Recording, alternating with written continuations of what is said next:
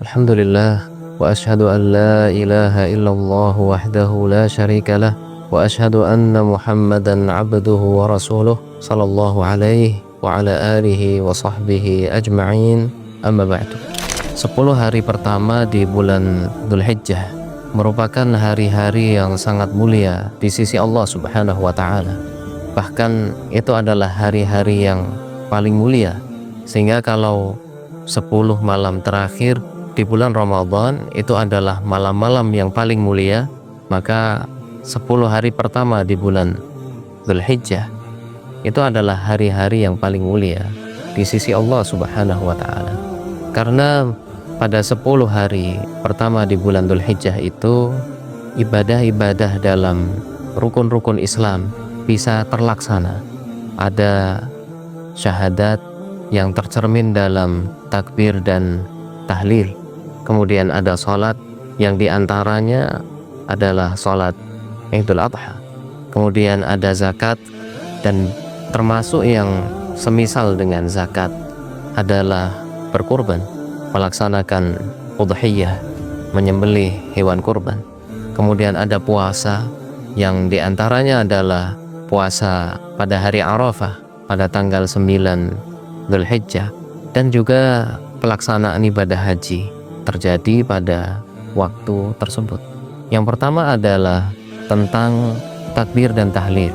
Ketika memasuki 10 hari pertama di bulan Dzulhijjah, disunnahkan, dianjurkan untuk memperbanyak takbir dan tahlil pada waktu yang tidak terikat, bebas waktunya, sehingga kapan saja, di mana saja, ketika memungkinkan dianjurkan untuk memperbanyak takbir dan tahlil dengan mengucapkan Allahu Akbar, Allahu Akbar, atau seperti yang biasa kita ucapkan, Allahu Akbar, Allahu Akbar, La ilaha illallah, Allahu Akbar walillahil hamd, atau dengan takbir di awalnya 3 kali, Allahu Akbar, Allahu Akbar, Allahu Akbar, La ilaha illallah, Allahu Akbar, Allahu Akbar walillahil hamd. Kemudian ada takbir yang terikat dengan waktu tertentu yang disebut dengan takbir muqayyad.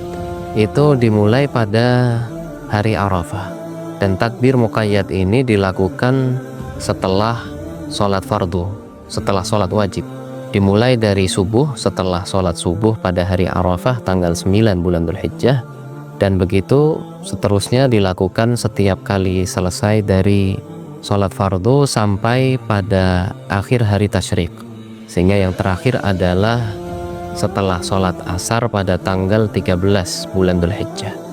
Ini tentang takbir dan tahlil. Kemudian yang kedua tentang sholat Id. Sholat Id ini menjadi syiar yang sangat mulia pada hari tersebut, pada tanggal 10 bulan Dzulhijjah.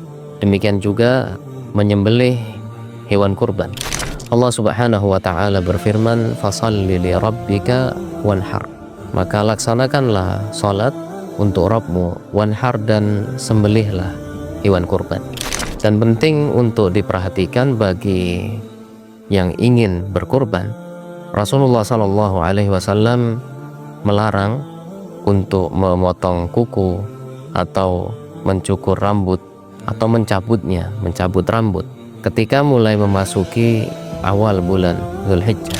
Rasulullah Shallallahu alaihi wasallam bersabda, "Idza ra'aitum hilala Dzulhijjah." Apabila kalian melihat bulan sabit bulan Dzulhijjah, wa arada ahadukum an yudhhi, sedangkan seseorang dari kalian ingin untuk menyembelih hewan kurban, falyumsik an sya'rihi wa adfarih, maka hendaklah dia menahan, tidak mengambil, tidak memotong rambut dan kukunya, hatta yudhhi, sampai dia menyembelih hewan kurbannya. Selanjutnya termasuk ibadah yang mulia di 10 hari pertama di bulan Dzulhijjah ini adalah puasa Arafah, yang keutamaannya adalah menggugurkan dosa-dosa kecil setahun sebelumnya dan setahun setelahnya.